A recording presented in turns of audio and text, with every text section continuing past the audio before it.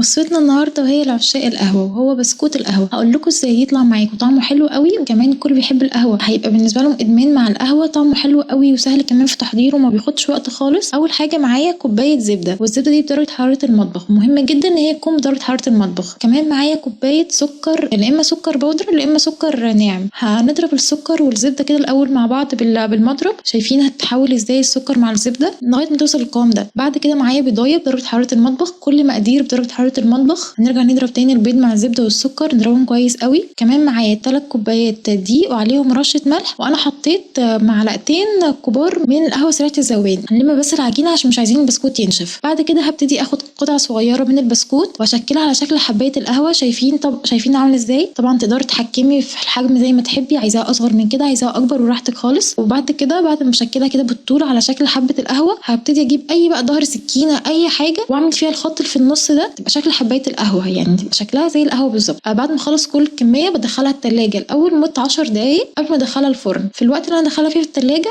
هكون مشغله الفرن على درجة حرارة 180 على الرف في النص، يعني هو تقريبا بياخد في الفرن تلت ساعة. ده شكله بعد ما طلعته من الفرن. شايفين شكله عامل ازاي؟ انت كمان ممكن تحطي كمان بيكنج باودر مع الدقيق، هيخلي حجمه يكبر شوية، بس انا بحبه كده من غير بيكنج باودر فحجمه مش بيتغير كتير. شايفين شكله حلو ازاي؟ طعمه حلو. شايفين حبيبات اللي هي النسكافيه او القهوه سريعه الذوبان اللي احنا حاطينها، هو ده انا بقول لكم عليها، بحبها تكون باينه كده. بجد طعمها حلو قوي وتحضيرها سهل جدا. ما تنسوش تجربوها وتقولي رايكم.